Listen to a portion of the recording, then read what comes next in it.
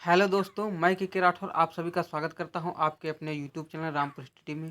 दोस्तों, आज की इस वीडियो में हम जो है कृषि विज्ञान से संबंधित जो है टॉप 10 क्वेश्चन इस वीडियो में लाए हैं।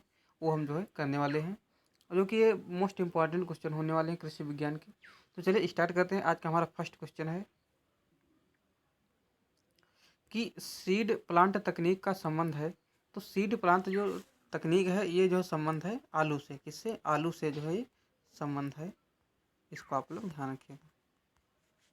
अब ये सीड प्लांट जो तकनीक यानी मेथड है, किसने दिया था? तो ये जो है पुष्कर नाथ ने दिया था। इसको आप लोग ध्यान रखिएगा। नाथ पुष्कर नाथ ने ये जो है दिया था। इसको आप लोग ध्यान रखिएगा, ने दिया था।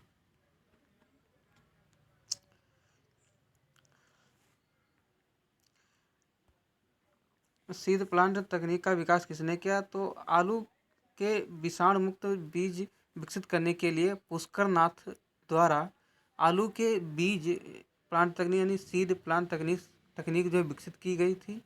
इसको आप लोग ध्यान रखिएगा।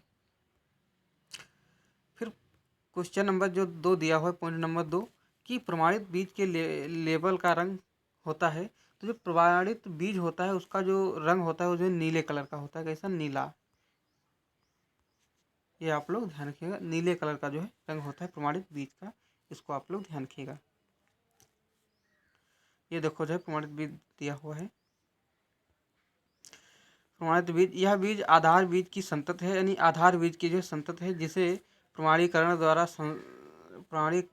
संस्था द्वारा निर्धारित मानक अनुसार पाए जाने पर प्रमाणित किया जाता है।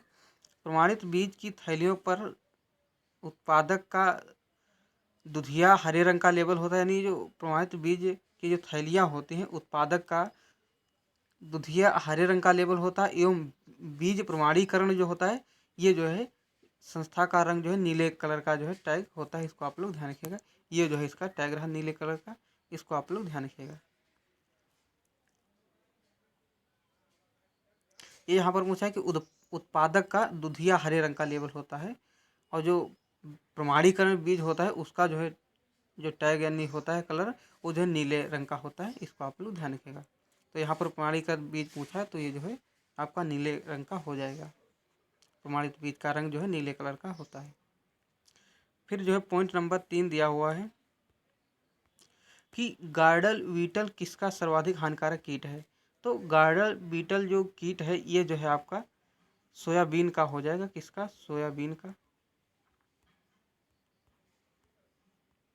सोयाबीन का जो है हो जाएगा। और सोयाबीन में अगर सोयाबीन का वैज्ञानिक नाम पूछे तो यानी बॉटनिकल नेम, तो ये जो है आपका हो जाएगा ग्लाइसिन मैक्स। क्या हो जाएगा? ग्लाइसिन मैक्स, ये जो है इसका नाम हो जाएगा। इसको आप लोग ध्यान रखिएगा। और इसमें जो है जो प्रोटीन पाई जाती है वो लगभग जो है 40 से 42 यानी 45% के आसपास इसमें प्रोटीन पाई जाती है। इसको आप लोग ध्यान रखिएगा। तो ये जो है गर्डल बीटल है। गर्डल बीटल सोयाबीन के लिए एक हानिकारक कीट है। यह पौधे के तने में सुरंग बनाकर उसे संक्रमित कर देते हैं। सुरंग बना करके ये जो है इस तरीके से होता है, यानी अंदर ही अंदर ये सुरंग जो है बना नाली तरह जो है ये बना देता है। इसी को जो है गर्डल बीटल कहा जाता है। ये सर्वाधिक जो है सोयाबीन का हानिकारक कीट है। इसको आप लोग ध्यान रखिएगा। फिर अगला पॉइंट दिया हुआ है कि विथानिया सोमनीफेरा है एक। तो विथानिया सोमनीफेरा जो है एक, ये औषधीय पौधा है। कैसा? औषधीय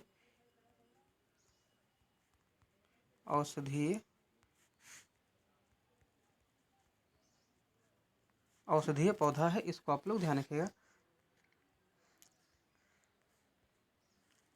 अश्वगंधा यानी विथानिया सोमनीफेरा जो होता है अश्वगंधा, मतलब ये विथानिया सोमनीफेरा इसका बॉटनिकल नेम है अश्वगंधा का। इसको आप लोग ध्यान रखिएगा। तो विथानिया सोमनीफेरा एक पौधा छुप छुप है, या विदानिया कुल का है। यानी कुल जो इसका है ये विदानिया कुल का पौधा है। और विदानिया की विश्व में 10 तथा यानी विश्व में इसकी 10 प्रजातियाँ हैं, भारत में इसकी 2 प्रजातियाँ हैं। इसको आप लोग ध्यान रखिएगा। पूरे विश्व में इसकी जो है टोटल 10 प्रजातियाँ हो जाएंगी अश्वगंधा की। इसको आप लोग ध्यान रखिएगा। और ये जो अश्वगंधा कुछ इस कलर का जो है दिखाई देता है, ये अश्वगंधा का पौधा है।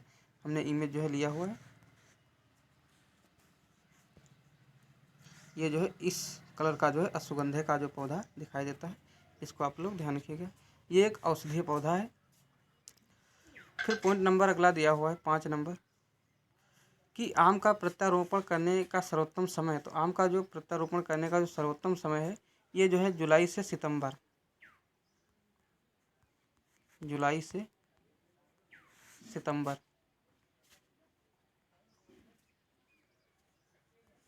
जुलाई से सितंबर के मध्य जो है ये सबसे अच्छा समय होता है।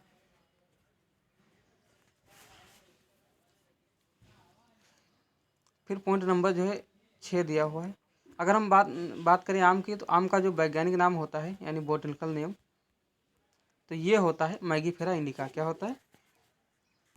मैंगीफेरा इंडिका, ये जो है इसका बोटेनिकल नेम होता है। इसको आप लोग ध्यान रखिएगा। फिर पॉइंट नंबर 6 दिया हुआ है कि गर्मियों की भिंडी की फसल की बीज यानी गर्मियों में भिंडी की जो बीज दर होती है वो कितनी होती है? तो ये जो है लगभग 20 किलोग्राम होती है। इसको आप लोग ध्यान रखिएगा। कितनी? 20 किलोग्राम। ये जो है गर्मियों में होती है। इसको आप लोग ध्यान रखिएगा। गर्मियों में जो भिंडी की बीज दर होती है ये 20 किलोग्राम प्रति हेक्टेयर होती है। इसको आप लोग ध्यान रखिएगा। और अगर यहीं पर पूछ लिया जाए कि वर्षा ऋतु में, तो वर्षा ऋतु में जो होती है, वर्षा ऋतु में तो ये जो है 12 केजी होती है। कितनी? 12 केजी। वर्षा ऋतु में जो है 12 केजी प्रति हेक्टेयर होती है। इसको आप लोग ध्यान रखिए। फिर अगला पॉइंट दिया हुआ है 7 नंबर कि दूध से क्रीम को किस विधि द्वारा निकाला जाता है, यानी ये कौन सा मेथड है जिसके द्वारा जो है ये दूध से क्रीम निकाली जाती है। तो ये जो है आपका एक मेथड होता है अपकेंद्रीय बल के द्वारा ये जो है निकाली जाती है। इसको आप लोग ध्यान रखिएगा। अपकेंद्रीय मेथड होता है, इसके द्वारा जो है ये यानी दूध जो है पृथक किया जाता है। यहाँ पर ये पूछना निकाले नहीं जाते दूध से क्रीम को किस विधि द्वारा पृथक किया जाता। पृथक मतलब अलग, पृथक का जो मतलब होता है अलग होता है। तो ये जो है अपकेंद्रीय के द्वारा जो है अलग किया जाता है। इसको ध्यान रखिए। अपकेंद्रीय बल होता है, उसी के द्वारा ये जो है अलग किया जाता है।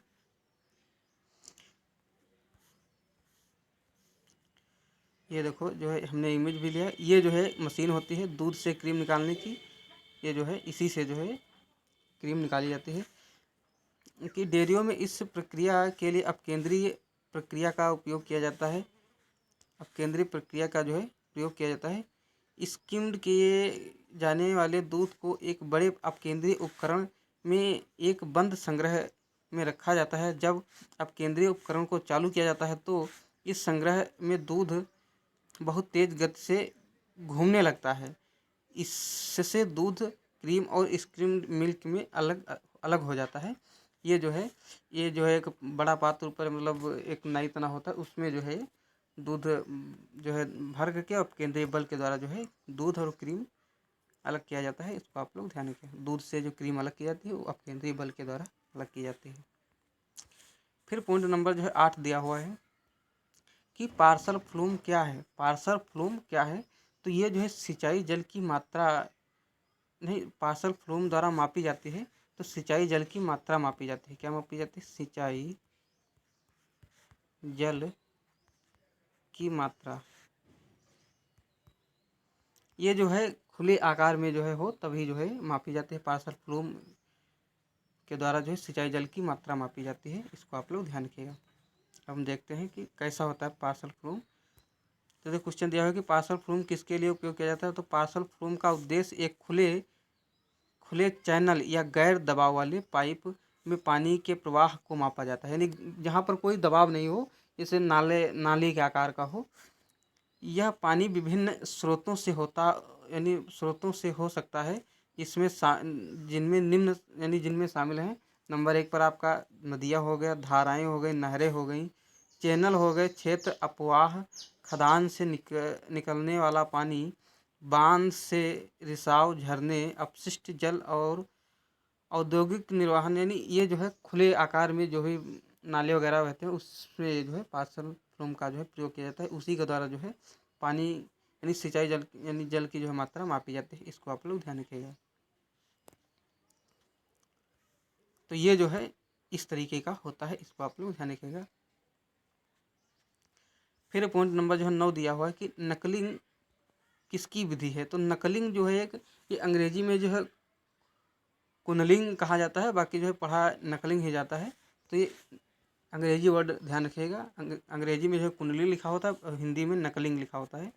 तो ये जो किसकी विधि है, तो ये जो है गाय व भैंस का दूध निकालने की विधि है। इसको आप लोग ध्यान रखिएगा।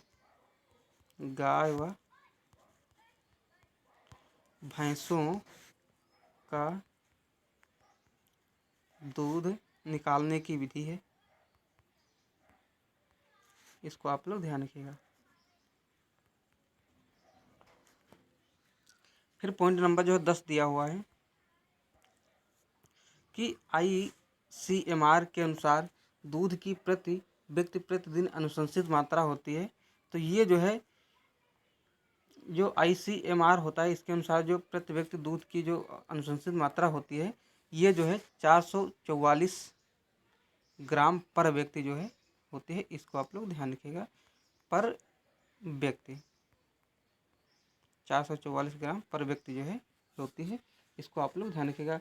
पिछला जो पुराना डेटा है वो कहीं कहीं किताबों में जो है 250 दिया हुआ है, लेकिन जो गूगल जो बता रहा है, ये जो है गूगल ने बताया है, गूगल इसने जो है 444 बताया है। और जो किताबों में जो पुराना डेटा है ये जो है 250 है। तो हम जो है गूगल की मान के चलते हैं 244 ग्राम पर व्यक्ति जो है इसकी यानी प्रतिदिन जो है दूध की आवश्यकता होती है ICMR के अनुसार। फिर पॉइंट नंबर जो है अगला दिया हुआ है 11 नंबर कि ब्यूटारोमीटर से क्या मापते हैं। तो ब्यूटारोमीटर जो होता है ये जो है दूध से जो है दूध का वसा मापा जाता है, यानी वसा मापने का जो है ये यंत्र है। इसको आप लोग ध्यान रखिएगा। दूध का वसा प्रतिशत मापने का जो है ये यंत्र है। इसको आप लोग ध्यान रखिएगा कि दूध में कितने प्रतिशत वसा है, ये जो है मापने का कार्य जो है ब्यूटारोमीटर करता है। इसको आप लोग ध्यान रखिएगा। तो ये थे टॉप 10 क्वेश्चन, यानी 11 क्वेश्चन थे इस वीडियो में हमने कवर किए। आई होप ये वीडियो आपको समझ में आ रहा होगा। इसी के साथ मैं अपने वीडियो को समाप्त करता हूँ। आज हमने कम ही क्वेश्चन लिए, फिर नेक्स्ट वीडियो में जो है हम टॉप 20 क्वेश्चन जो है करने वाले हैं। तो चलिए वीडियो को समाप्त करते हैं। सभी से रिक्वेस्ट है कि इस वीडियो को ज़्यादा से ज़्यादा शेयर करिएगा, इससे कि अधिक से अधिक लोग जो है इस वीडियो का जो लाभ उठा सकें। जय हिंद, जय भारत।